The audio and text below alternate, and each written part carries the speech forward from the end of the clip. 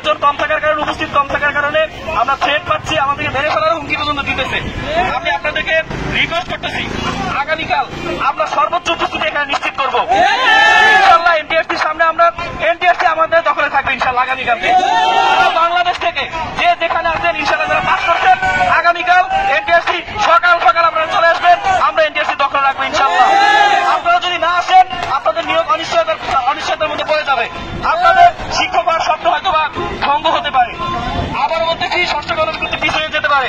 তাই আমরা বলতেছি আজকে গতকালকে হঠাৎ কর্মসূচি ঘোষণা করার কারণে আমাদের উপস্থিতি আজকে খুবই কম, আর যেটা আমরা আশা করছিলাম। হয়তো তেমন একটা উপস্থিতি হয় নাই, তারপর যারা আসছেন তাদেরকে ধন্যবাদ দেখিয়ে বলতেছি আগামীকাল আপনারা যে যেখান থেকে আসেন পারেন অবশ্যই আগামীকাল ঢাকাতে চলে আসবেন এবং এনটিআরসিতে বলা যেন না লাগে সকাল সকাল এখানে এসে আপনাদের দখলে রাখবেন। আমরা এনটিআরসির কার্যক্রম নিশ্চিত না হওয়া পর্যন্ত, ষষ্ঠ গণবিজ্ঞপ্তি নিশ্চিত না হওয়া পর্যন্ত, চাকরি সুপারিশপত্র না পাওয়া পর্যন্ত আমরা এনটিআরসির সামনে থাকবো ইনশাল্লাহ।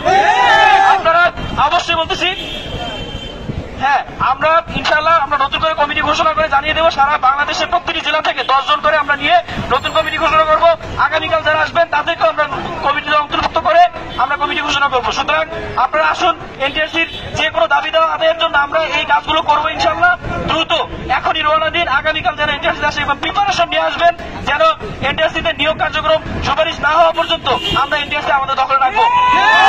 কেউ যেন এনটিআরসিতে বাধা সৃষ্টি করে, এনটিআরসি কার্যক্রম যেন বিঘ্ন ঘটাতে না পারে ইনশাল্লাহ। সুতরাং সকলেই চলে আসুন। আমি আবার বলতেছি আগামীকাল এনটিআরসির সামনে সকালে চলে আসবেন, সকাল 8টা থেকেই, 8টা হোক 9টা হোক 10টা হোক, আপনারা এনটিআরসির সামনে আসবেন। ধন্যবাদ সবাইকে।